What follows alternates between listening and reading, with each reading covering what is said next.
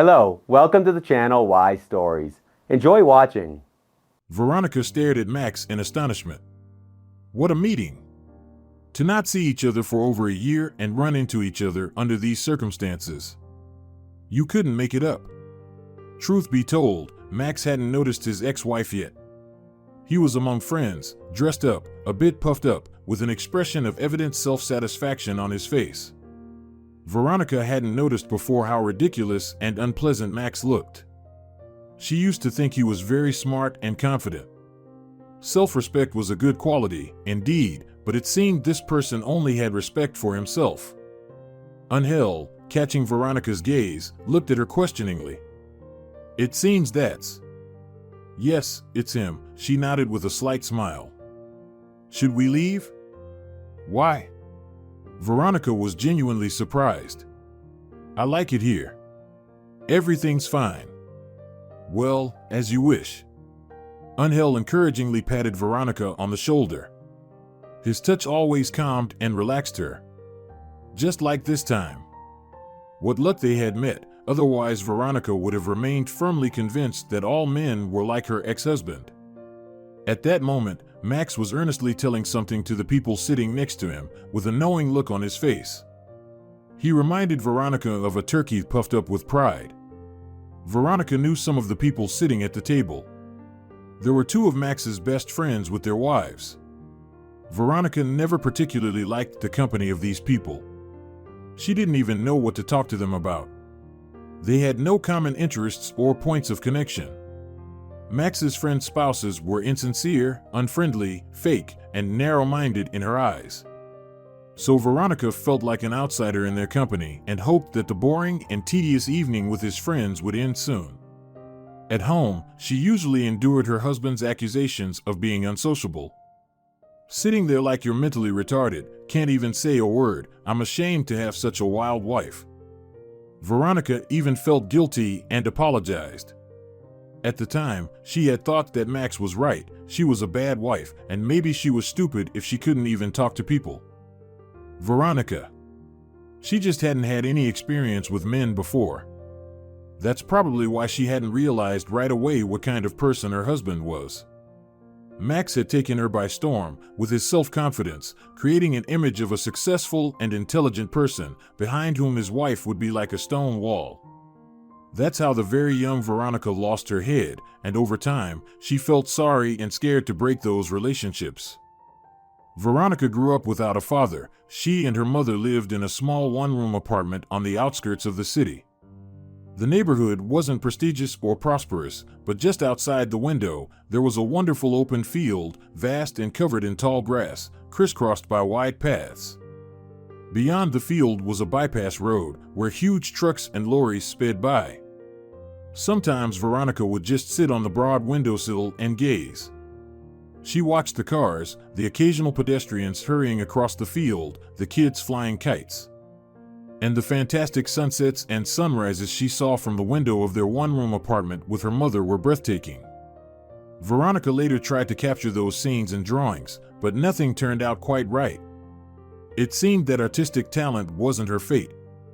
Veronica's childhood couldn't be described as financially comfortable. Her mother worked as an elementary school teacher, putting her heart and soul into her work. However, teachers were paid very little back then, and even those meager wages were often delayed. Veronica's mother often had to borrow money from neighbors until her paycheck arrived. There were days when the little families survived on rice and bread alone, but even then, Veronica's mother managed to make something interesting. She'd create a pie-like dish from vermicelli and a couple of eggs or bake savory and delicious flatbreads from flour. Veronica knew that money was tight, so she never asked for expensive gifts. But occasionally, her mother would take her to the market on the other side of town, where they would pick out some new clothes. These were cheap but cute items. Veronica's mother had excellent taste. She always bought things that suited her daughter incredibly well. Furthermore, Veronica had many friends and playmates in her courtyard. How eagerly this group looked forward to holiday, especially the summer ones. It meant games from morning till night on the open field, visits to each other's houses, and endless adventures. Sometimes Veronica and the other kids from her neighborhood would go to the cinema or the local amusement park. True, not as often as they'd like, because all the children came from families like Veronica's, give or take. Money wasn't abundant for anyone back then, but it didn't stop them from enjoying their childhood. Veronica's mother even managed to organize birthday parties on her modest salary. She'd set the table, bake the cake herself, make her amazing meatballs with mashed potatoes, and cut up fruits. It was wonderful. Veronica often looked back on her childhood with warmth and nostalgia. A sunny, happy, carefree time. Veronica didn't recall ever feeling upset about not having a father in her life. First of all, she wasn't alone in that among her peers. Her best friend Sarah's mother was also a single parent, and the neighbor Paolo was growing up without a father too. And many others. Secondly, her mother had told her that her father was an alcoholic, which was why they had divorced when Veronica wasn't even 3 years old. And Veronica knew who is a drunkard. The example of their upstairs neighbors was always before her eyes. Uncle Matteo would get drunk and create ugly scenes for his family. Shouting, swearing, the sound of furniture falling, the cries of the little ones who had to live through all of it. No thank you, Veronica didn't need that kind of happiness. Her father, after the divorce, seemed to be around at first. He spent time with his daughter, even paid minuscule child support. But then he started a new family, and he moved away to some remote village, forgetting about his older child. Since then, there had been no sign of him. Child support payments naturally stopped. His new children needed money too. Veronica's mother didn't even complain about it during the toughest times. "Let us be poor, at least we live in peace," she'd say. And that's worth a lot, believe me. And her daughter believed her without question. Besides, Veronica didn't consider herself to be living in poverty. Everything was fine for her. Yes, she didn't have a father, but she had the most wonderful, kind, sensitive, understanding mother. Her mother never scolded her for misdeeds. No. Instead, the woman would sit Veronica down and have long conversations with her. After those talks, Veronica's heart would always feel lighter and her mind clearer. She understood a lot through these conversations and tried to behave better next time. Veronica appreciated her mother's approach. She could clearly see how other adult neighbors raised their children. Sarah's mother would sometimes shout so loud that the windows shook, and Paolo would sometimes get spanked, and he would avoid going home, anticipating punishment. No, Veronica and her mother had a different relationship. Her mother supported her in everything and never scolded her, for example, for her grades. Veronica did a Veronicage in school. She was a good student due to her innate diligence and responsibility. She never dreamed of straight A's. School subjects didn't come that easily to her. But her mother wasn't so ambitious as to pressure her daughter or demand a flawless school certificate like some other teacher parents did. Veronica grew up and developed in a psychologically comfortable environment. However, in 5th grade, it became clear that the modest and unassuming girl, Veronica, also had her own talent. She showed an aptitude for foreign languages. In the 5th grade, they started learning French, and it quickly became evident that Veronica easily absorbed the material, effortlessly memorized words, and constructed complex sentences without errors. She had an intuitive feel for the language and grasped its basics easily. She even began studying French on her own using self-teaching materials, and she excelled at it too. Mother was proud of her daughter's achievements and supported her. Money was tight, but her mother still managed to find the means for foreign language courses at the Teen Development Center. Veronica simply fell in love with the place, enjoying everything about this wonderful educational institution, the atmosphere, the friendliness of the instructors, and the other students who were just as enthusiastic as she was. Veronica quickly progressed. By 9th grade, she already knew exactly where she would apply after school, the foreign languages department at the local university. The young lady couldn't see any other path for herself. Her mother supported her in this decision. "At least show some sympathy," Aunt Lola complained, Sarah's mom and a neighbor. "She's dragging you along her whole life." Go to college, learn a trade like tailoring or cooking. You'll have a profession in your hands, start earning in 3 years. It's easier for mother than to keep dragging you another 2 years in school, then 5 more at university. 7 whole years to be a burden on your mother. It's maddening. Lola, what are you saying? Veronica's mother, overhearing the conversation, exclaimed, raising her hands. This is her future. She's a natural-born translator. 7 years is nothing, they'll fly by unnoticed. Well, it's your business. Sarah, Aunt Lola's daughter and Veronica's best friend, joined a technical college to become a pastry chef. And indeed, after 3 years, she was already making decent money in a bakery. Veronica was still only a freshman then. Sarah started dressing more stylishly, going out to clubs with her new friends, putting on bright makeup. At first, she invited Veronica along, but what could Veronica do in comparison to a mature, independent friend? Firstly, she didn't have the money for all those outings. Secondly, university studies took up a lot of her time. So, it turned out that the paths of childhood friends diverged. But Veronica didn't despair. She had her own vibrant and fulfilling life. She loved everything about university. She was overjoyed when she found out she was accepted with a scholarship. And how happy her mother was. I always believed in you, her mother said on that memorable evening when the entrance exam results were announced. She was so happy that she even set the table for herself and her daughter. I never doubted that you would succeed, but of course, I was still nervous. But now I see that my worry was in vain. Go on, my dear, study hard, do your best. Now your future is in your hands, everything will work out for you.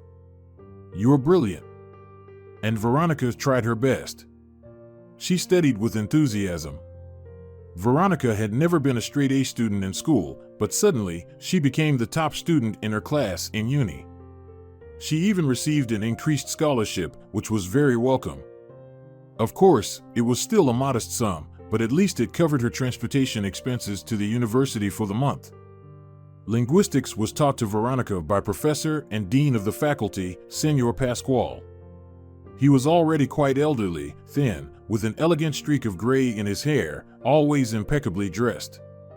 No jeans or t-shirts like the younger teachers, only crisp white shirts, pleated trousers, vests, and jackets. There was a certain charm in that. Senor Pascual was deeply passionate about his subject, something that was noticeable and captivating. In his lectures, students sat as quiet as mice, hanging on to the professor's every word. Time flew by in his classes, and naturally, his students excelled. For his exams, there was no need for intense preparation. Somehow, the material just seemed to fit perfectly in the students' minds, almost like magic. It was under Senor Pascual's guidance that Veronica eventually wrote her final thesis. He was her favorite instructor, so she was elated when he agreed to be her advisor. The professor himself clearly held a warm regard for the talented student. You have a special gift. You have a great feel for languages, Senor Pascual told Veronica more than once. A bright future awaits you. As it happened, during the course of working on her thesis, the professor and the student became close. Conversation seamlessly transitioned into personal topics. That was inevitable. Through these talks, Veronica learned that Senor Pascual had a wife and a beloved dog named Nida, but they hadn't been blessed with children. Instead, he had practically raised his nephew, his sister's son. The boy's father had tragically died young, so the uncle stepped in to fill the role of a parent. It was Senor Pascual who helped Veronica with her first job. He recommended her to some acquaintances of his in a travel agency. She was immensely grateful for this gesture. She understood how challenging it was to find a job for someone without experience or connections, and this worked out so wonderfully. My acquaintances will surely thank me multiple times for you, Senor Pascual warmly smiled in response to Veronica's gratitude. And a completely different life began for Veronica. Firstly, she now had money in her hands, her very own money, not just some stipend. When she received her first paycheck, Veronica was taken aback by the unexpected sum. It was nearly 3 times her mother's monthly salary. Immediately, she bought all sorts of treats for the table, decided to throw a festive evening. She also chose a beautiful dress for her mother at the store. She knew her mother had long desired such a dress. Her mother even shed tears of joy for her daughter. And, of course, Veronica's gift touched her deeply. The moment has come when I can finally say that all of this wasn't in vain. That's the kind of toast her mother made that evening. I had no doubts, but still, I never thought that your destiny would align so favorably right from the start. Now, by the way, you can finally start thinking about your personal life. Personal life. Veronica somehow consistently overlooked this aspect. She was quite attractive and well aware of it. Her wheat-colored hair flowed just past her shoulders, her large hazel eyes held a captivating allure, her dark eyebrows arched gracefully. She had a slender, long-legged, tall figure. Veronica often caught the interested glances of guys and men, but she understood that it was too early for her to engage in any relationships. First, she needed to complete her studies and establish herself. Throughout all these years, she hadn't lost sight of her goals and wasn't ready to abandon her life plans for the sake of romance. Veronica simply wanted to establish herself first, to acquire a profession, become self-sufficient and independent, and then consider the rest. The example of her friend Sarah was before her eyes.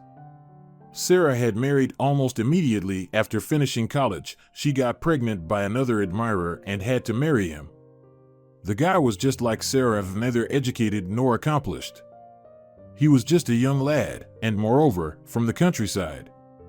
Naturally, the couple moved into Sarah's mother's apartment. With more arguments and fights, peace and space diminished. And then Sarah gave birth to 3 daughters in a row. The arrival of each granddaughter was met by Aunt Lola, Sarah's mother, not with joy, but rather with annoyance. "Why are they breeding like rabbits?" She complained to her neighbors about these wayward young people. "6 of us live in a 2-room apartment, crowding each other. Sarah should have worked, but she's giving birth every year, and her good-for-nothing husband isn't any better, always chasing after himself, can't find anything. Fie on them." No, Veronica wanted something entirely different for herself. She envisioned a different future, an intelligent and caring husband who loved and cared for his wife, 2 children, a boy and a girl, a spacious apartment with good repairs. Veronica knew that this was how it would be now.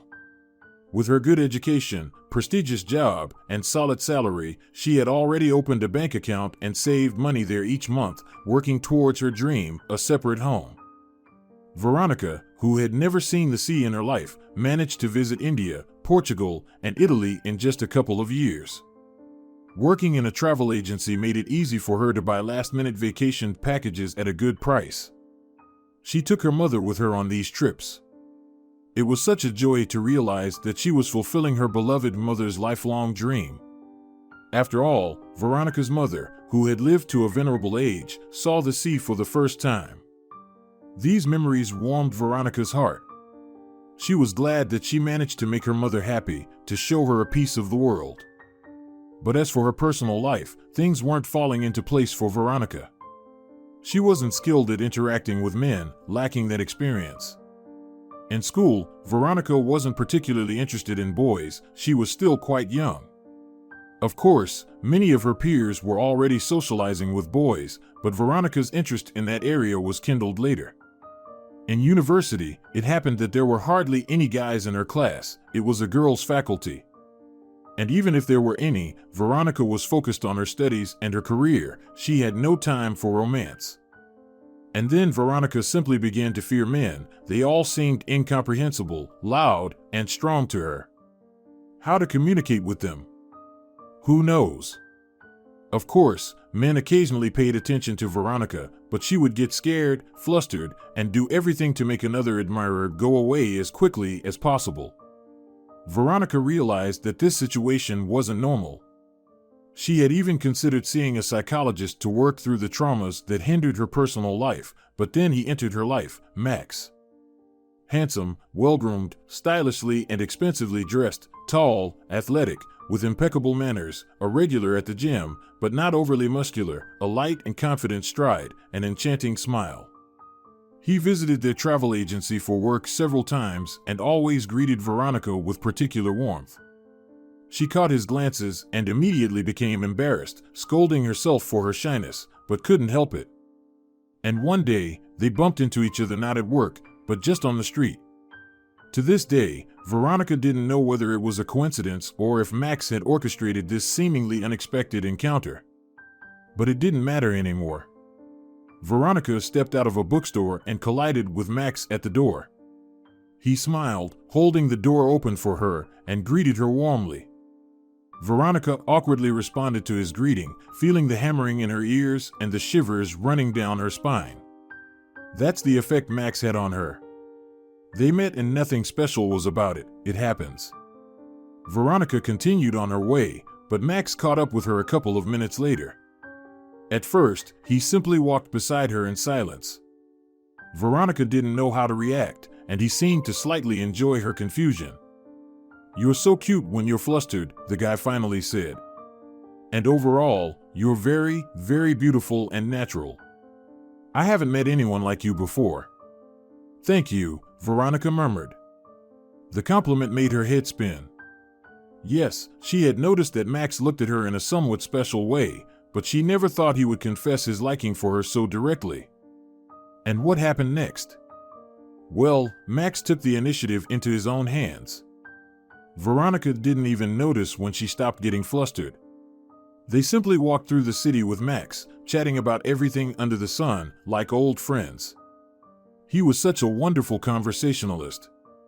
It seemed that Max could engage in any topic. She found out that he was the head of a department at the gas plant. They had been cooperating with their travel agency for a long time, buying vacation packages in bulk for the exceptional employees as rewards for their diligent work. That's why Max periodically visited Veronica's boss. Max lived on his own in his own apartment, and most importantly, he wasn't in a relationship now, but he was actively looking. "Since childhood, I dreamed of meeting a modest, gentle, beautiful girl," Max confided in Veronica. "Since childhood, I had an ideal, Cinderella from the Disney cartoon. I thought such girls no longer existed.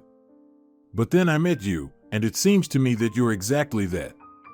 Veronica would melt from his compliments and pleasant comparisons.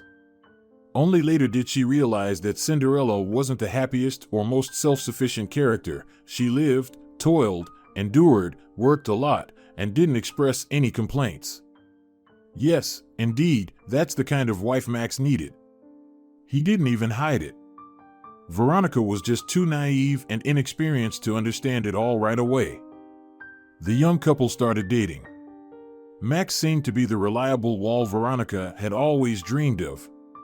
He knew exactly where they should go, to the cinema or a restaurant. He completely organized their leisure activities, gave Veronica gifts, surrounded her with care and attention.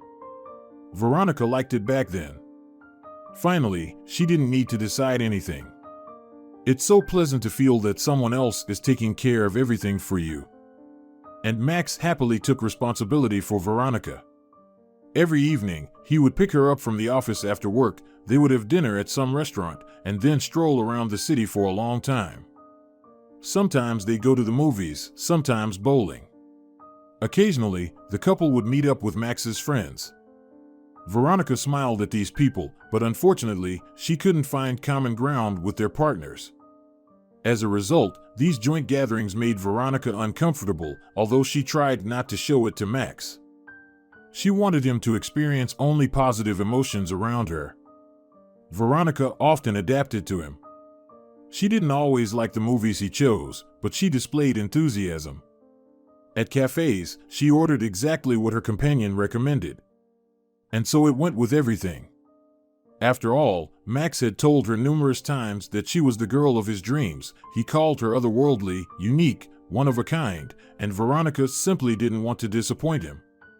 And then, after about a year of consistent meetings and dates, Max proposed to Veronica.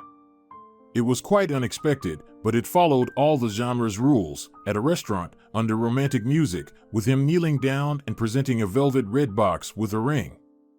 Veronica covered her face with her hands and laughed. She felt happy and protected. Her dream came true. Now she would have a strong, close-knit family and a kind, well-off husband. She already had her beloved job and a good salary. Everything was as she had imagined it before. Could this really be happening to her? Of course, Veronica answered with agreement, as there could be no other way. Then came the introduction to Max's parents. Veronica was a bit nervous about how they would perceive her. After all, they were quite well-off people, while she came from a poor and incomplete family. But everything went well. Max's mother and father fully approved and shared their son's choice. It seemed that they really liked Veronica. "Max talked so much about you to us," smiled the future mother-in-law. "Now we see that he was right in his assessments. You're truly wonderful." However, Veronica noticed that her mother immediately had suspicions about Max. She understood this from her looks and expressions. "It's your business, of course," the woman shared her opinion when Max left. "But he seems a bit too, I don't know how to put it, self-assured perhaps. Isn't he putting too much pressure on you?" "Oh, come on, Mom." Veronica hugged her mother tightly. "He's the most wonderful person in the world. May it be that way." At the time, Veronica thought her mother was just a little jealous. Well, of course, they had lived together as a duo for so many years, and suddenly her daughter's separate life was beginning. After the wedding, Veronica moved into Max's apartment, a spacious, elegantly furnished apartment in the city center, a wonderful place. Veronica tried to please her husband, maintaining their little family nest in complete tidiness. Max never seemed to make any comments to his young wife, but when he noticed disorder, he involuntarily grimaced. And Veronica tried not to let such situations happen. Max was neat himself, and he expected the same from others. The newlyweds decided not to wait long before having children. It was Max's wish. He really wanted a son, an heir, as he put it. For some reason, Veronica was afraid that they wouldn't succeed in having a child right away. At work, she had heard colleagues' stories about how it's not so easy nowadays, giving birth to a healthy, strong baby. Many undergo years of treatment before getting pregnant. And Veronica really didn't want to disappoint her husband. He loved it when everything went according to plan, and any deviations from the course irritated this organized person in every sense. But Veronica worried in vain. Just a couple of months after the wedding, she joyfully announced to her husband that she was expecting a child. Max smiled so happily that it warmed his wife's soul. She thought about how their child would have the most caring and loving father, unlike her own situation. The pregnancy wasn't easy. From the very beginning, Veronica suffered from severe morning sickness. Sometimes she couldn't even get out of bed to go to work. To her surprise, she noticed that it irritated Max. He did try his best, taking care of his wife, running around at night for anti-nausea medicines, personally accompanying her to all the ultrasounds and examinations, and even occasionally cooking. But too often, Max would recall strong women from the past who gave birth in the fields without any issues, and, worse still, he would bring up examples of his friends' wives who didn't even notice their pregnancies. It was hurtful, but Veronica stayed silent. She didn't want to argue with her husband. During one of the routine checkups, the reason for Veronica's poor condition was revealed. It turned out that she was carrying not just one, but two babies, twins, more precisely, fraternal twins. This explained her weakness, nausea, and other discomforts. Upon hearing this news, Veronica almost fell off the examination table, where she lay while the ultrasound technician moved the sensor over her still flat belly. First came the surprise, then the joy, which washed over the heart of the soon-to-be mother like a warm wave. Max, who was present at this event, looked a bit bewildered. "Is there at least one boy in there?" Max clarified. "Come on, Daddy-to-be. It's too early to talk about such things. And what does it matter? The most important thing is that the children are healthy and developing properly." Max had been fanatic about having a son, an heir. He often talked about taking him fishing, teaching him to swim, ride a bicycle, and he even planned to enroll the child in karate because, according to him, a man's character toughens through sports. Veronica was even afraid that during the next ultrasound, they would be informed they were having girls. Max would definitely be disappointed then, and perhaps he would even blame her, Veronica.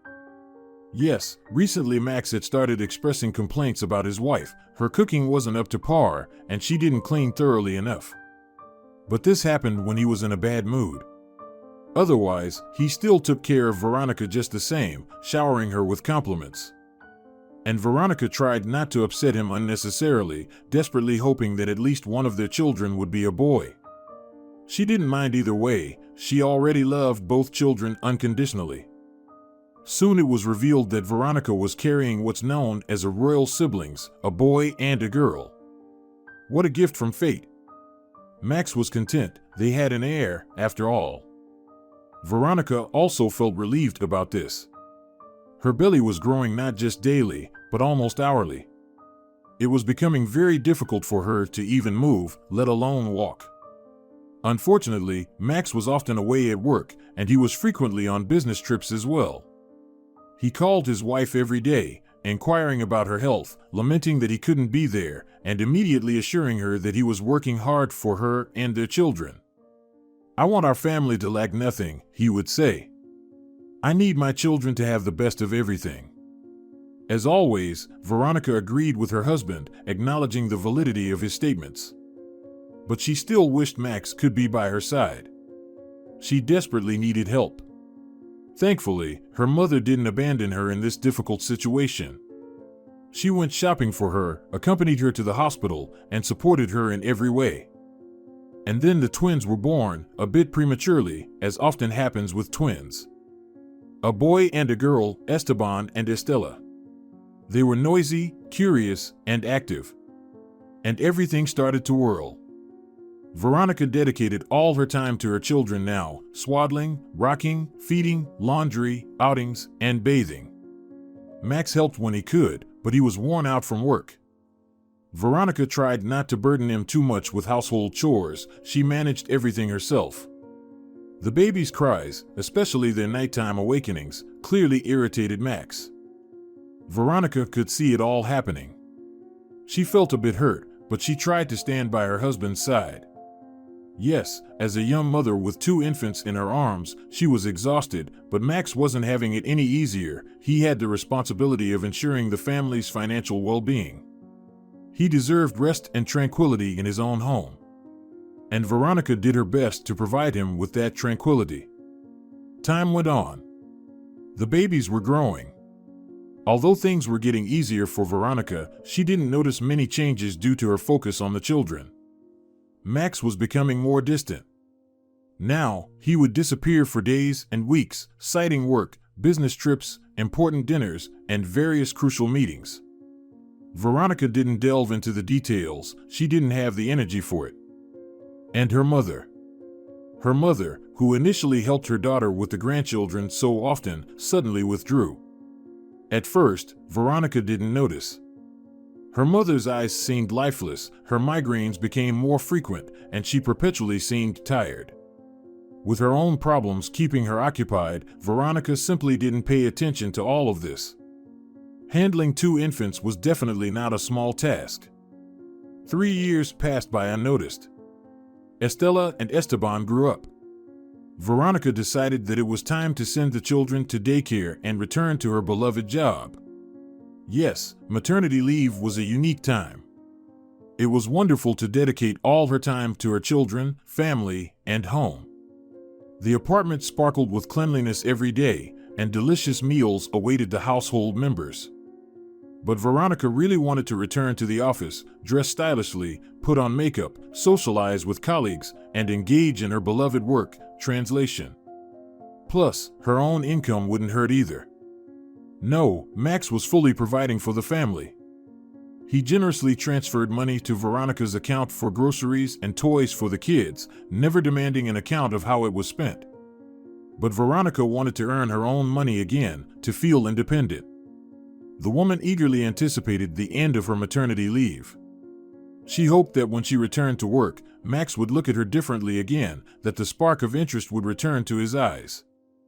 Finally, it was done. The little ones were settled in daycare, and Veronica was back in the office. At first, she relished the new life. Work brought joy and inspiration, and social interactions invigorated her. But this wonderful period lasted far too short. The children started getting sick one after the other at daycare. First Estella started coughing, then Esteban suddenly had a fever. The daycare would call Veronica at work and ask her to pick up the twins. She would excuse herself to her superiors, rush out, and go get her son and daughter. This was followed by at least a 2-week sick leave, during which someone would fill in for the young mother. Veronica felt embarrassed in front of her colleagues and boss, but there was no other option. Max couldn't leave his job. He remained the main breadwinner. And her mother, she seemed rather weak and tired lately. Veronica knew that her mother often went to the doctor, taking care of her own health. To burden her with 2 small, constantly sick children went against Veronica's conscience, even though she knew that her mother adored her grandchildren. The in-laws weren't an option either. They lived their own interesting and fulfilling lives, hardly ever mentioning the twins except to wish them a happy birthday. Well, they had every right. It seemed that a little time would pass, and the children would adapt, stop catching colds, and everything would fall into place. But no, the endless illnesses didn't spare the twins. The pediatrician would simply shake their head. Well, there's a concept of non-daycare kids. Not all children are suited for preschool establishments. And yours, they're also premature. Apparently, their immune systems haven't matured yet. What should we do then? The distraught mother inquired. Once again, her young colleague had to cover for her at work for a long time, and the girl's voice on the phone today sounded extremely tired. But, of course, it wasn't easy, carrying 2 workloads at once. Veronica felt guilty towards her colleagues and towards her children. Well, what can you do? The doctor shrugged. The only solution is to take the children out of daycare. Frequent illnesses aren't the best strategy. They're already facing complications. During a family meeting, Veronica discussed the situation with her husband. The doctor says that it's not advisable for the kids to attend daycare, the woman said with a sad tone, looking at her husband. That's strange. Back in my time, we didn't have this issue with children. All this is a result of hyperprotection in the first few months and years of their lives. You swaddled them up like cabbages, didn't let them toughen up. They were born prematurely and weak, Veronica reminded. There was no other way to handle them. Then you were just too overbearing, Max sighed. Well, how are we going to handle this situation? I thought we might hire a nanny, Veronica shared her thoughts. A nanny? Max contemptuously curled his lips. Some other woman will be raising my children, constantly being in our home. Not constantly, only during my work hours. I've already contacted an agency and... No, Max firmly said. I won't allow strangers near my children. Besides, it's not particularly cost-effective.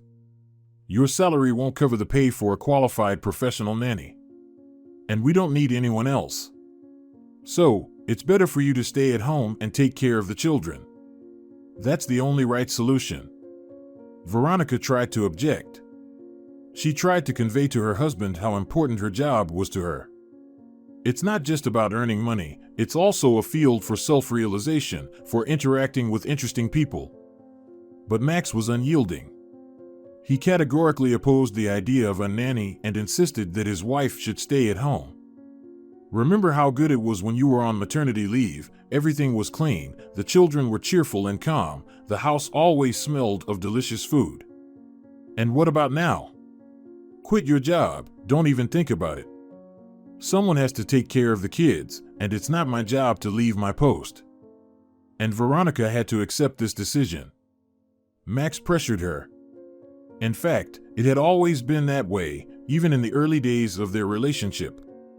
Veronica constantly adapted to his opinion. At first, she tried to please her beloved and therefore gave in to him in everything. But when she tried to express her own opinion, different from her husband's, she encountered his powerful pressure. Max couldn't tolerate objections and demanded complete obedience from Veronica. What had once seemed like a stone wall to her turned out to be just a cage or a trap with no way out. It was hard for Veronica to quit her beloved job.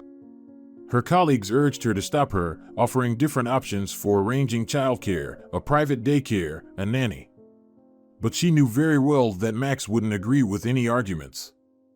He had clearly expressed his opinion, and only it had the right to exist. After working the required 2 weeks, Veronica returned home feeling dejected. She felt that she had made the wrong choice. And once again, the routine with the children resumed. Everything as always: laundry, cleaning, cooking, educational activities.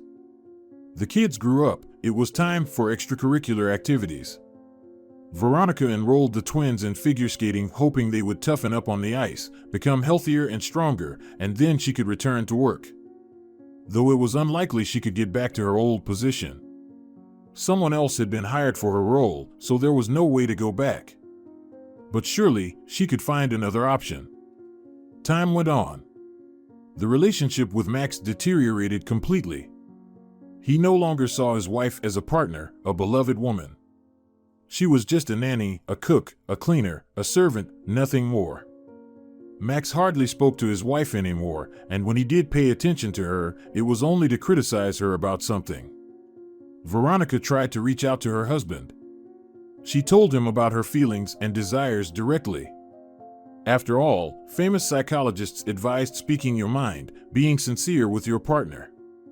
But Max seemed completely uninterested in his wife's inner world and feelings. "What can one even talk to you about?" he scoffed. "About frying pans, recipes, and the kids' achievements? Who could possibly find interesting conversations with a dullard?" Those words wounded Veronica to her core. Once, she had been the best student in her class, then a sought-after specialist. And now, she was stuck taking care of the children, while her husband considered her a limited dullard, a nanny. Well, in many ways, he was right. Veronica suspected that Max had a lover. He lingered at work way too often, and sometimes didn't even come home overnight, citing busy schedules. "What did you expect? I'm the one providing for the family. Just imagine the responsibility on my shoulders. It's not like wiping kids' runny noses and making paella. I work a lot, that's why I stay late," Max replied roughly when Veronica tried to communicate to him that he needed to spend more time with the family. The children needed not only their mother's attention but also communication with their father. But Max, it seemed he had lost interest in the twins altogether. Once, he had been fanatical about having a son. And now, as young Esteban reached out to his beloved daddy, Max completely stopped paying attention to his own children. It was as if they no longer interested him, as if he had grown tired of them. And then there was also the mother. Veronica became increasingly worried about her mother's health. Her mother had become thinner, more frail, and there was a constant sadness in her eyes. The woman tried to hide this sadness behind a smile. When she visited her daughter and grandchildren, she acted as if everything was fine, but Veronica could see it now. It was impossible not to notice. And her mother was going to the hospital too often, something that hadn't been the case before. Veronica tried to inquire about what was happening with her mother. But her mother always reassured her. "I'm getting older. What do you want?" Her mother would smile, patting Veronica's hair like she used to in childhood. Next to her, the mother of 2 children felt like a beloved and happy little girl again.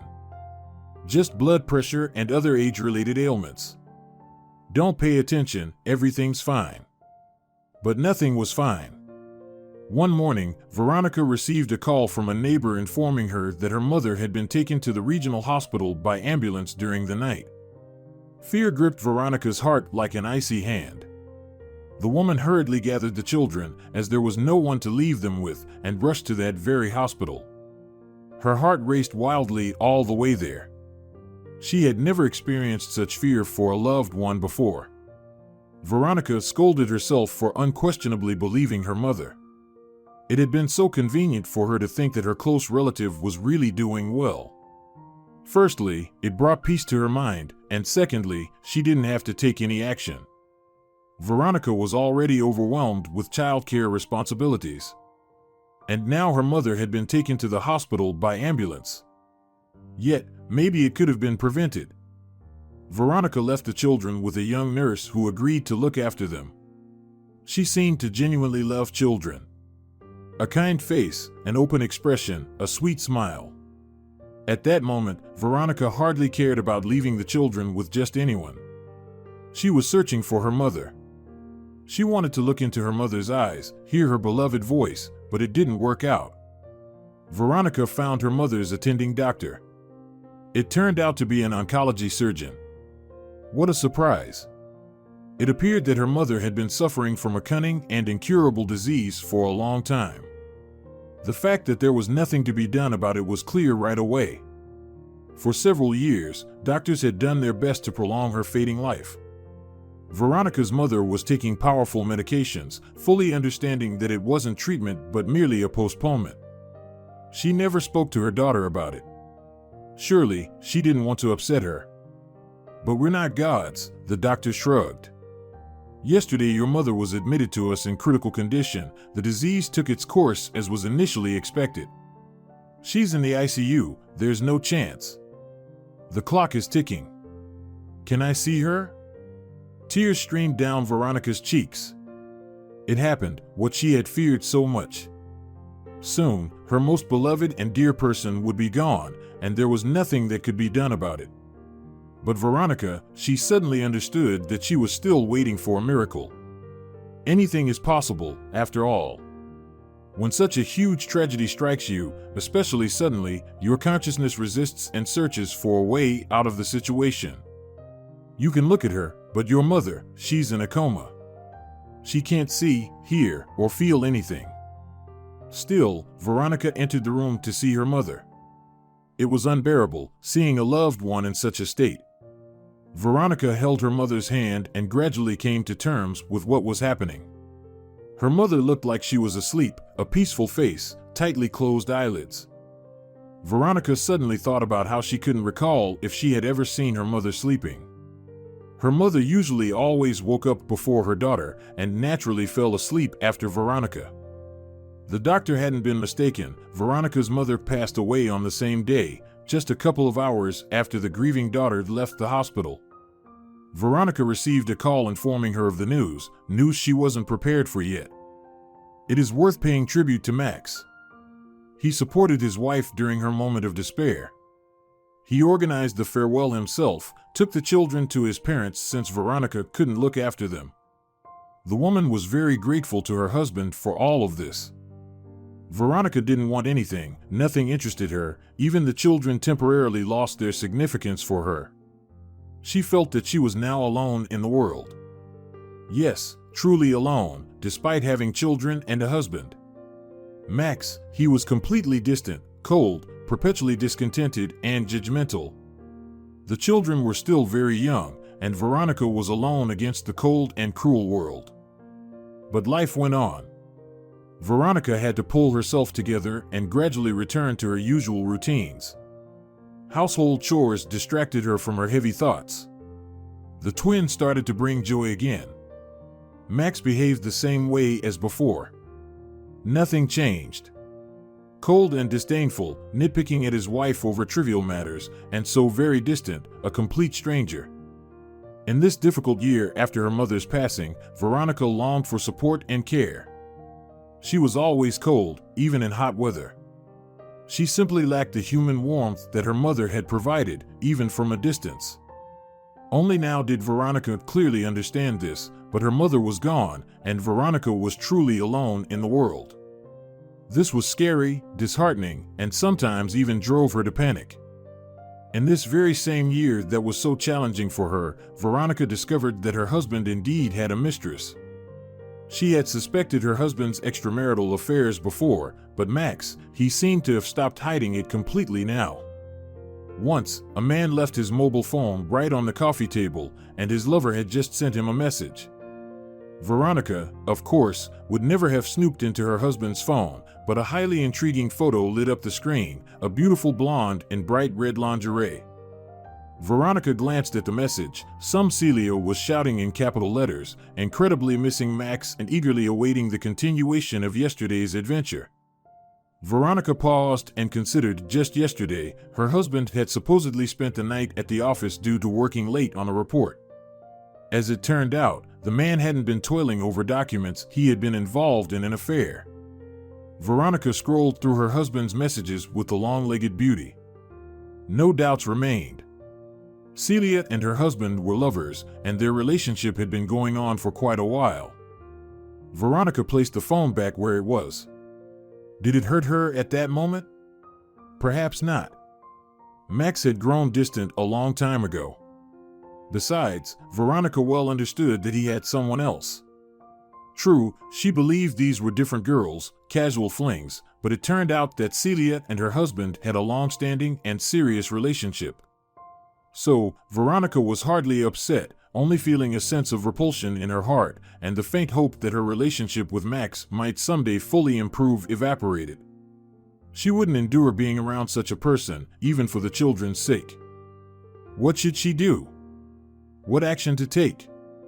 Veronica realized that she was in a vulnerable position. She had 2 6-year-old children to look after and no source of income. But she would think about how to rebuild her life later.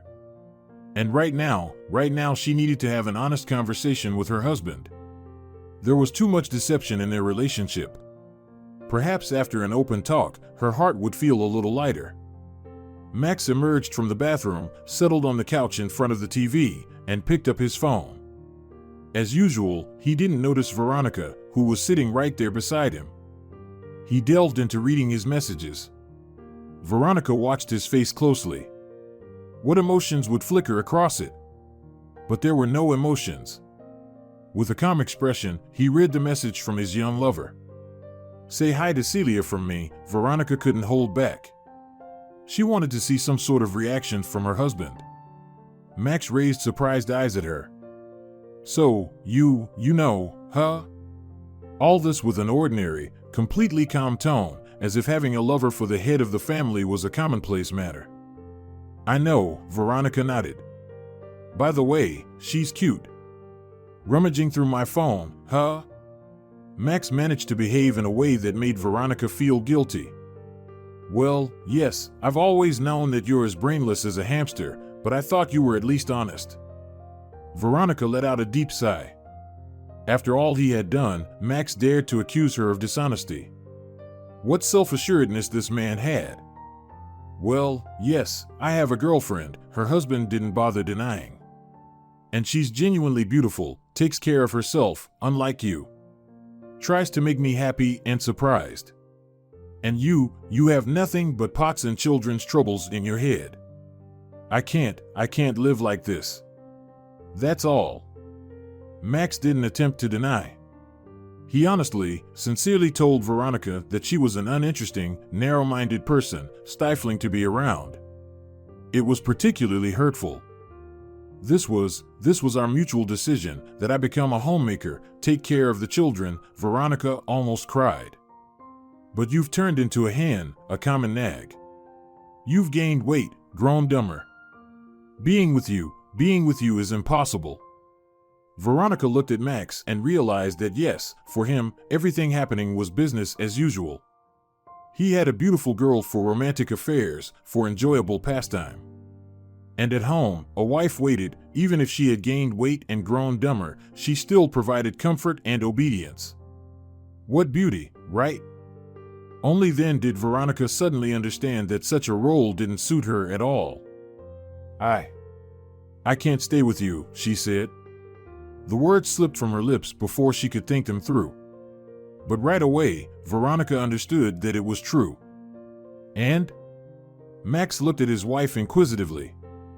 It seemed he was genuinely interested in hearing her opinion for the first time in many years. "And I'm leaving you, with the kids, of course. We're getting a divorce," Veronica calmly stated. The decision quickly formed in her head.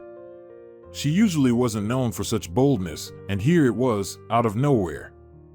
Veronica understood that she couldn't stay with Max, simply couldn't. Otherwise, she'd soon lose herself completely, and that couldn't be allowed. Max laughed in response to her statement. It was clear that he genuinely found it funny. "What nonsense are you spewing, dummy?"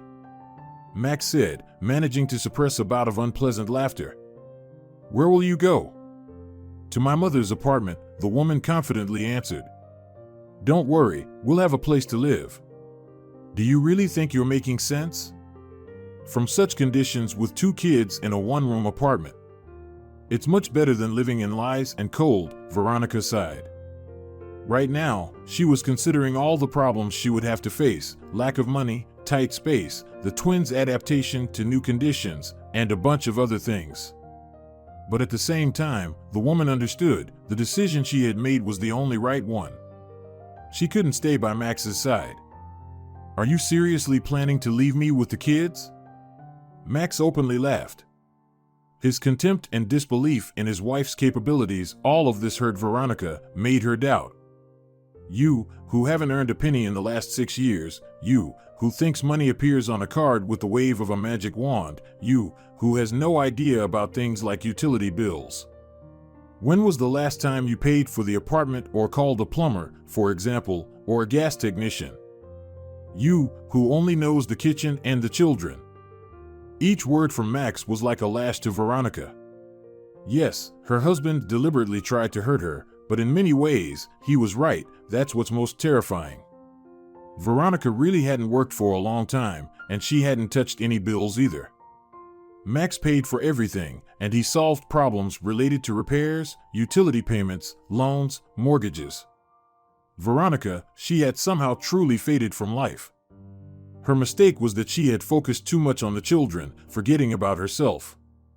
These efforts had yielded results. The twins stopped catching infections, both wrote and counted exceptionally well for their age, both excelled in sports, but now Veronica couldn't provide them with the most important thing: protection, a life in a complete and harmonious family, the attention and care of a father, which couldn't be replaced by anything else.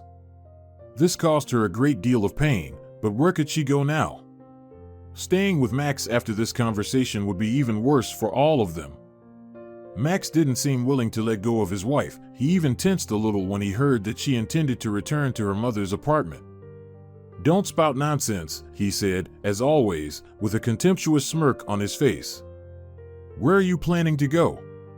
And you're dragging the children with you, too. You're a housewife to the core. You're not capable of anything except spending my money. The only thing you're good at is raising children and cooking. So, focus on your job." Veronica winced painfully at these words. In part, Max was right. No, he wasn't right. He was just, as the more authoritative and stronger one, pressing down on her again, trying to make her feel insignificant. He was quite skilled at it. Veronica resisted. She recalled her university achievements, victories in school science fairs, and many other competitions, her excellent academic record, the words of Senor Pasquale that he'd never had such a talented student, and her mother's opinion. In crucial moments, words from her mother surfaced from the depths of memory, stating that Veronica was a very strong and determined person. Her mother was certain that her daughter could achieve anything she set her mind to. "I'm leaving, Max," Veronica said firmly. "Tomorrow, as soon as the children wake up." "How foolish you are!" Max exclaimed, grabbing his head. "Can't you think at all? What on earth are you doing? Do you even realize what kind of life awaits you and the children?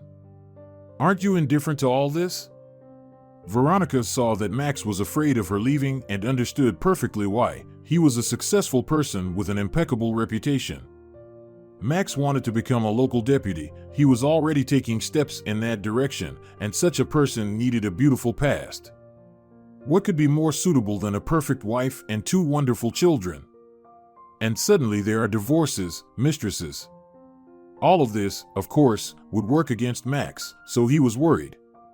It was nice to feel some power over this man right now. Veronica even smiled at her thoughts, which irritated her spouse. "What are you smiling about, you idiot?" Max asked. Max was no longer shy with his expressions. Veronica was a simpleton, a foolish homemaker, a dumb chicken. And now this. The woman couldn't understand why she had tolerated this for so long, why she allowed herself to be treated this way. From Max, she should have run without looking back long ago, even if he didn't have a mistress. You don't mean anything without me, the man continued. She's thinking of leaving. Well, leave then, good riddance. You'll stumble and crawl back. Veronica shook her head negatively. There was much she wanted to say to Max now, but she was afraid. Afraid that if she opened her mouth, she'd break down right in front of him, and Veronica really didn't want that. She didn't want to show weakness to this man. He wouldn't wait for her tears. I'll do everything to make child support minimal, the spouse continued to ramble. You'll get pennies. You're not used to working, the three of you will starve. You'll crawl back to me on your knees begging for forgiveness, remember my words. You mean nothing, zero without me, an empty space. Veronica remained silent. She looked at Max and couldn't understand how she could have once loved this man. Cruel, malicious, selfish, considering himself the king of this world, valuing no one else. Because Max treated everyone this way, or almost everyone. Veronica had witnessed this many times. His colleagues were dimwits, friends were fools and losers, only Max was the perfect person. Max took his wife's silence as uncertainty. He continued to paint darker and darker scenarios of Veronica living on her own with the children, and he didn't hold back in his expressions. He grew more agitated, more determined to prove to her that she was nothing without him. It seemed that Max genuinely believed what he was saying. Veronica felt that each of her husband's words drained her strength. Max was siphoning her energy, making her feel insignificant. Just a bit more, and she would believe him, believe that she was powerless without an influential, successful husband. She might decide it was better to endure, but to live without need. Shut up, Veronica suddenly said, surprised by how calm and firm her own voice sounded. Max was taken aback. What? He didn't understand. I said shut up. Are you serious right now? Did you make a mistake or something? What's with this behavior, a mistake? But not now. I should have run from you headlong many years ago. I've known for a while now how you feel about me, like. I treat you exactly as you deserve. Not happy about it? Go find a fool who'll treat you differently. That's it. This conversation annoys me. You've made up your mind, pack your things and leave. And when you crawl back on your knees begging for forgiveness, then we'll see how you sing.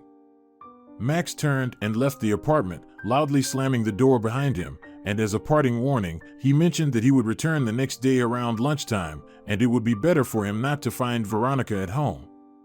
Probably, Max went to see his Celia, because the atmosphere at home had become so charged that sparks could have flown in the air. Veronica understood that her husband had given her time to gather her things. She could spend the night in the apartment that she had considered her home for so many years, and then pack her belongings and move to her own small apartment on the outskirts of the city. But the woman couldn't stay in this place any longer. Everything here reminded her of Max, his betrayal, and his disgraceful behavior. Veronica felt that when she left here, she would feel much lighter. The woman was right. She indeed felt a sense of calm in her mother's apartment. Here, Veronica had been happy. Here, she had truly been loved and accepted. The rooms of her childhood apartment seemed to be imbued with a special energy. The children felt something too. They behaved calmly and looked relaxed. I like it here, Esteban smiled, looking around his new home. Me too, Estella chimed in. Even though it's small, it's very cozy and warm.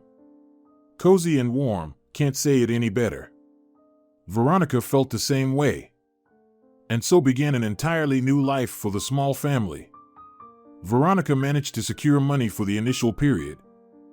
She took her jewelry to a pawnshop, the same jewelry that Max had once given her, gold earrings, massive chains, jingling bracelets. Veronica wasn't particularly fond of these heavy, expensive trinkets, but Max insisted his wife had to look respectable, especially when going somewhere with him. Without hesitation, Veronica parted with the golden jewelry. They were associated with absolutely unhappy memories. The jewelry was accepted at a price much lower than the purchase price, as is usually the case in pawnshops. Veronica counted the not-so-thick stack of bills and sighed sadly. She had hoped for more. Well, at least these trinkets were good for something. The very next day after moving, Veronica filed for divorce and child support.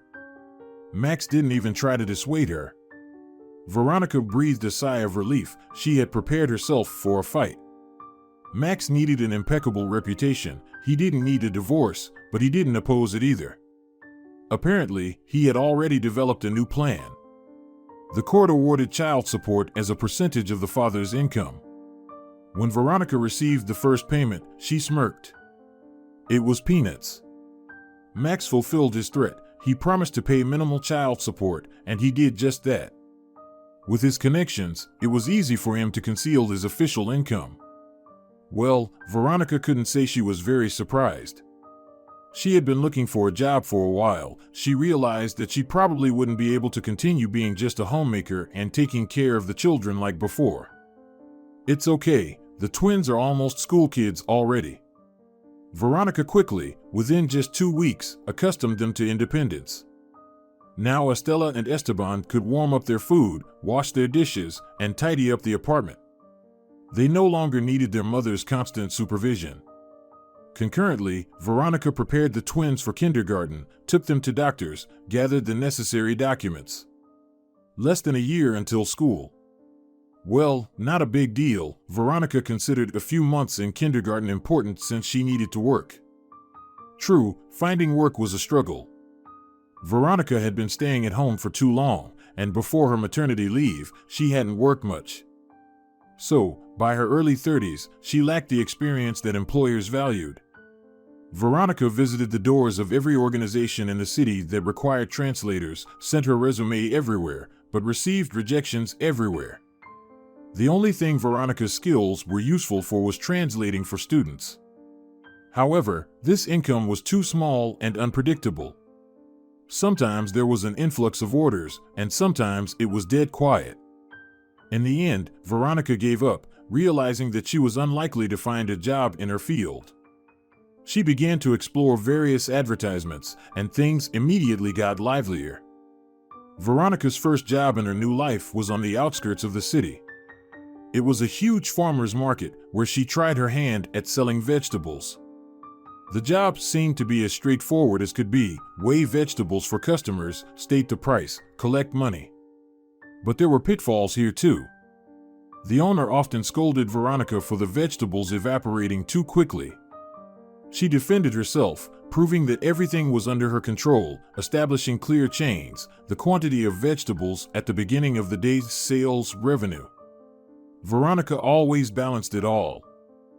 This is trading. You get it? The angry owner of the vegetable stall berated Veronica. You underweight a bit here, didn't add enough there. Slipped a few spoiled onions to one person, put some bruised tomatoes to another. The customer won't notice, but it's extra for us. It's not fair, Veronica tried to argue. But what's the use? The owner only got angrier at such statements. Fair, unfair. She's reasoning here. This is trading. You get it? Look at her, ripping me off. If she's so clueless, why did she even go into trade at all? In short, Veronica had to quit, and she was once again unemployed. She was running out of money catastrophically. Luckily, the children were now peacefully attending daycare, without the endless colds and sore throats. Both twins liked their new daycare. By the way, they attended the same preschool institution that their mother had once attended. Veronica started searching for work again. She didn't want to go back to being a salesperson. She realized that it wasn't for her. She lacked the knack and cunning that the owners of those stalls needed. However, Veronica was hired as a janitor by the HOA, Housing Cooperative, and now every morning and evening she had to clean several entrances. It was a very tough, physically exhausting job. Only now did Veronica realize how some people weren't accustomed to keeping things clean around them. She found all sorts of things on the staircases, but the poor woman had no other choice. The child support that Max paid for the kids wasn't enough to get by. There was, of course, the option to return to her husband, but Veronica didn't consider it. And not because she feared her husband's gloating. No, it was just that now without Max, Veronica felt free. Let her get tired, let her and the kids have to save every bit, but Veronica no longer had to answer to anyone or desperately try to please an adult man. No one offended or humiliated her or made her feel worthless and incapable. Veronica was her own boss. The change of environment also benefited the children. They became more mature, serious, and independent. Now the twins tried to take care of their mother. They would make her tea, mix flakes with milk, fluff the pillow. It was very touching. Esteban and Estella saw how hard their mother had it. They felt sorry for her, tried to support her. Taking care of the children was what gave Veronica the strength to move forward. Cold water, dirty entrances, aching back by the end of the day. It was tough for her, but she didn't see any other way. Veronica continued to search for a job in her field, but nobody responded to her resume. Too little experience, too long a gap in her career. Then there was a change in leadership at the HOA. The new broom sweeps differently. So, the boss fired all the janitors, deciding that it was cheaper and better to use the services of external cleaning companies. And Veronica was once again left without a job. She was desperate. September was approaching. The twins needed to be prepared for school. Max seemed to have completely forgotten about her and the children. He sent a pittance as child support and thought everything was fine. And asking him for help after everything he had said was something Veronica simply couldn't do, even though she understood that he was as much a father to the twins as she was a mother, and he had responsibilities in raising the children, which he had skillfully avoided lately. Help came from an unexpected source. Sarah, the childhood friend, knowing about Veronica's dire situation, suggested her candidacy to an acquaintance. This person had a small local shop of sorts. Household chemicals and groceries were sold there, a bit of everything. Veronica was afraid to go back to sales, remembering her past experience. But there was no time for contemplation, not at all. It turned out to be much simpler than the vegetable market. There was no need to weigh or calculate anything. After the physically demanding work of a janitor, the sales job seemed like heaven to Veronica, and the salary was decent too. Veronica was rejuvenated again. Now she would get her son and daughter ready for school. Yes, it was tough for Veronica's work, economizing on everything, dealing with kids. Veronica denied herself in many ways. And still, she never regretted leaving her husband. The only thing she sometimes mourned the lost career. After all, Veronica's beginning was so wonderful. She worked at a major tourist company, earned good money, valued and ready to promote her, but had to give up the job for the sake of kids and husband. And what did all this lead to? Was studying for 5 years at the university worth working in a small corner shop? A person without education could manage that. One evening, a tall elderly man entered the store. Doorbell jingled. Veronica, lost in important thoughts, involuntarily startled and directed her gaze at the visitor.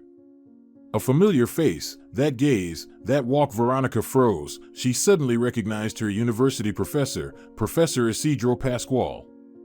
It was he who once predicted a bright future for the talented student. If only Senor Pascual wouldn't recognize her. For some reason, Veronica felt embarrassed to meet this man. No, Veronica didn't see anything shameful in the profession of a salesperson. It's just that Senor Pascual, he believed in her, rejoiced in her successes. The professor gave one of the most promising students many important and wise pieces of advice. He invested a piece of his soul in her, hoping that someday the student would surpass the teacher. Senor Pascual helped her get her first job, and she, Veronica, managed her abilities so poorly. Senor Pascual carefully scanned the shelves with his eyes. He was clearly looking for something. Properly, Veronica should have asked how she could help, but the woman, hidden in the shadow of the refrigerator, remained silent. He probably wouldn't recognize her now. Veronica had gained weight, matured. She didn't look the same as she did 10 years ago. Back then, Veronica was just a girl, naive, big-eyed, curious. And what had life done to her now? Finally, Senor Pasquale found what he needed. He took a bottle of olive oil from the shelf and headed to the checkout. Veronica clenched up. Her heart pounded so much that it seemed the noise could be heard even outside on the street. The professor approached the cashier and handed her his purchase. "Hello," he greeted politely and even smiled. Senor Pasquale didn't recognize her yet, not until now. He spoke amiably with everyone, a pleasant manner of communication. "Good day," Veronica mumbled. And then the professor attentively looked at her face. Veronica watched his reaction. Senor Pasquale was clearly trying to remember where he knew this saleswoman from. "Veronica?" the elderly man finally said. Hesitant, he still had his doubts, but she couldn't deny it. Veronica nodded silently. "But what are you doing here?" the professor exclaimed. "How did it come to this, you working as a salesperson with your talents?" Veronica didn't even notice how she poured everything out to Senor Pasquale. Perhaps he was in a hurry somewhere, but he didn't show it. The professor attentively absorbed every word of his former student, never interrupting her. And to her surprise, Veronica realized that she had long wanted to share her story with someone. The woman talked about the complex relationship with her husband, his betrayal, divorce, survival with 2 little kids, and strangely, her soul felt lighter. Veronica felt the silent support and sympathy from Senor Pasquale. It encouraged her, gave her strength. "Well, life hasn't spared you, of course," Senor Pasquale summed up when Veronica fell silent. "But it shouldn't be like this. People like you should work in your profession, that's the way it should be." "They don't hire based on profession anymore," Veronica shrugged. "I have little experience, a long gap in my career. So, sometimes I do translations for students for a small fee when I have time. For the soul, and not to lose my skills." That's how fate turned out, it seems. Fate, the professor pondered. Fate probably arranged our meeting today. I happened to end up in this area completely by accident, got off at the wrong stop, decided to walk home and stopped here, and here you are. Yes, it's interesting how it turned out, Veronica smiled. She was no longer embarrassed by the professor. He clearly understood her desperate situation and even pitied his former student. On the contrary, now Veronica was happy about this meeting. She was talking to the intelligent and knowledgeable Senor Pasquale again. He patiently listened to her and cheered her up. And with his presence, Senor Pasquale reminded Veronica of the happy times when she was a talented and promising student with a bright future ahead. Suddenly, Veronica remembered that she was smart, gifted, capable, and hardworking. First Max, and then the life circumstances associated with the divorce, made her forget that. Veronica felt like nothing, blamed herself for everything imaginable.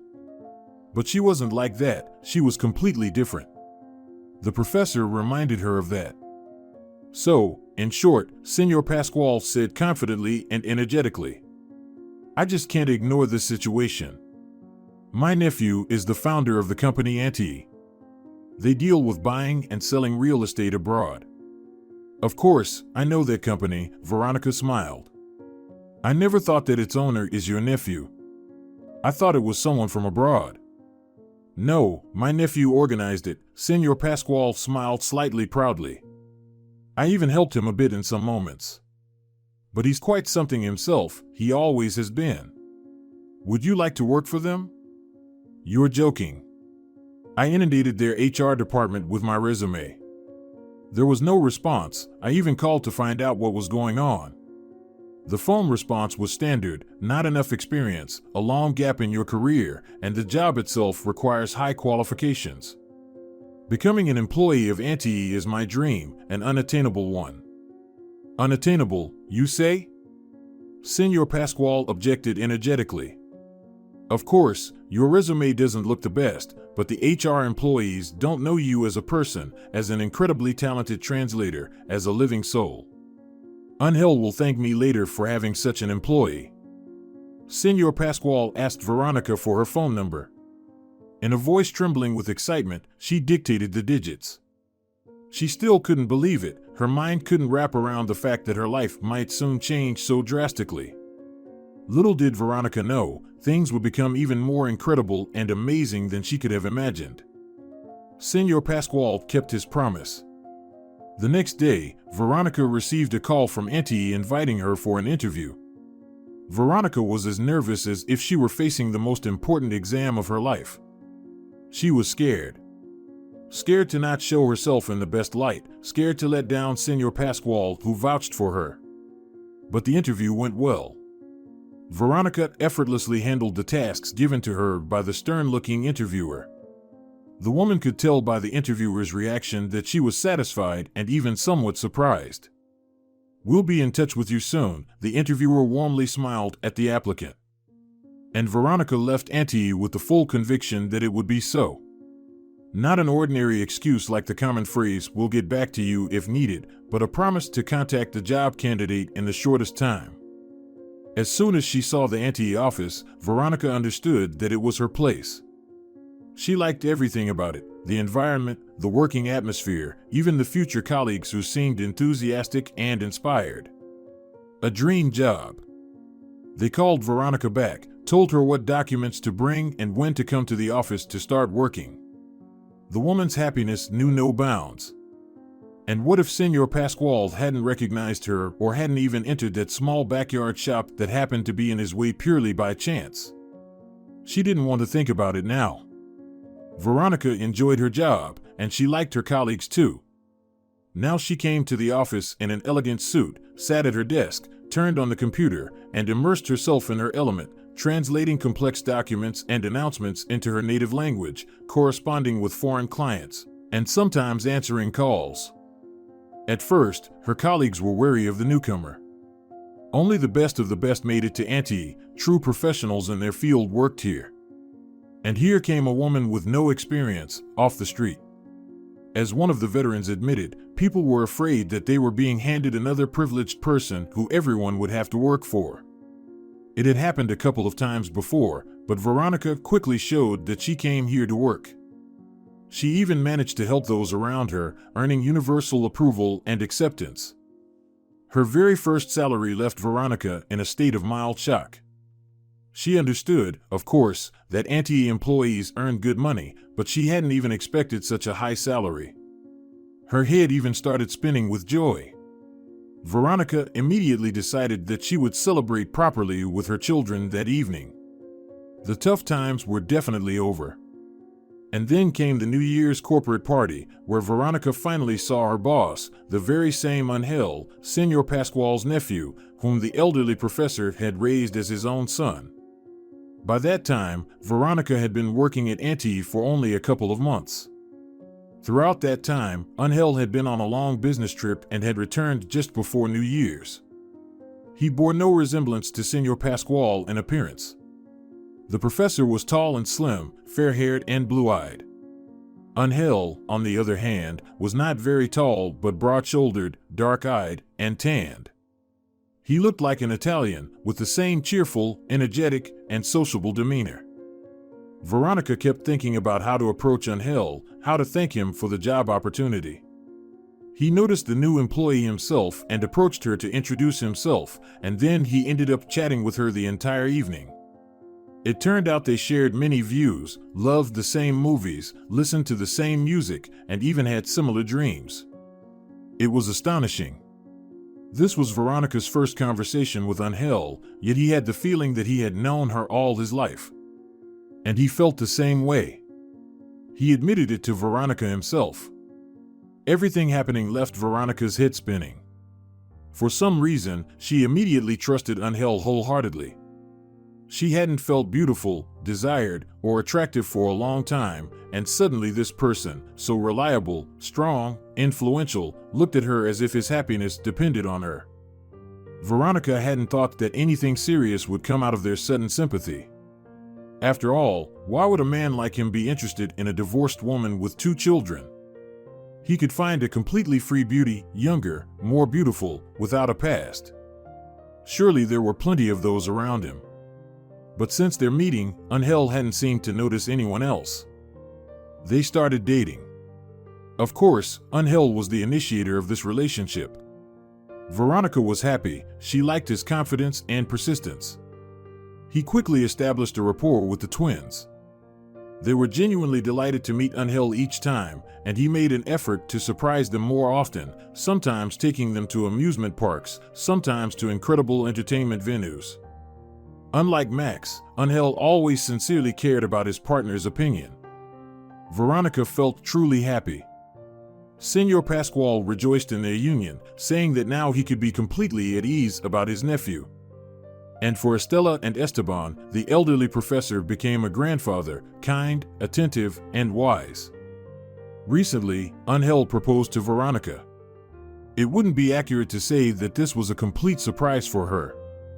Veronica and Angel had come to celebrate this event at a restaurant today. On their way, they dropped Estela and Esteban off at Senor Pascual's. He was always happy to have the chance to spend time with the children. And in the restaurant was Max.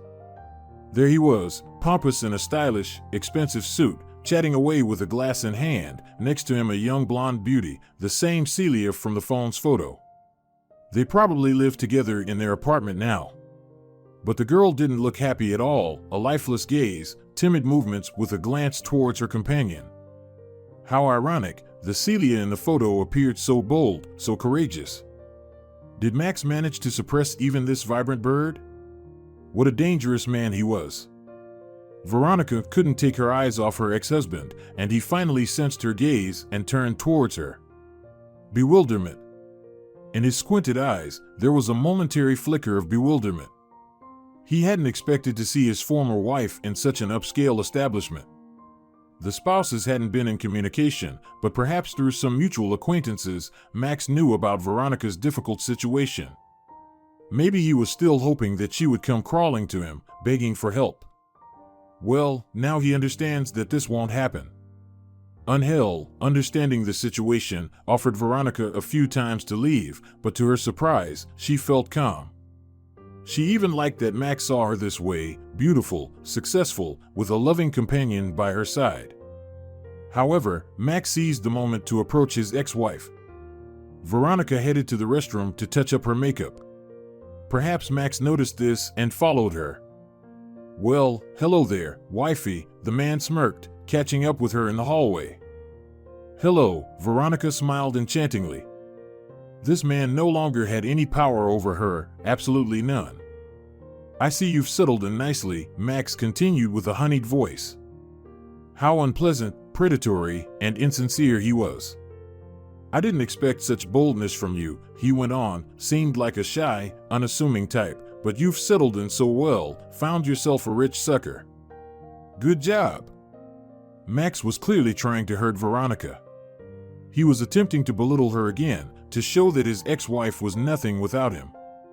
Veronica responded to this pitiful attempt of Max's with a smile. He didn't know, he couldn't even fathom that she was different now, that these kinds of tricks wouldn't work on her anymore. "I didn't find a rich guy, I found myself. Do you sense the difference, good-for-nothing hubby?" Max blinked in surprise, unable to come up with a response. And Veronica calmly continued on her way. If you're enjoying it as well, leave a like and subscribe to the channel.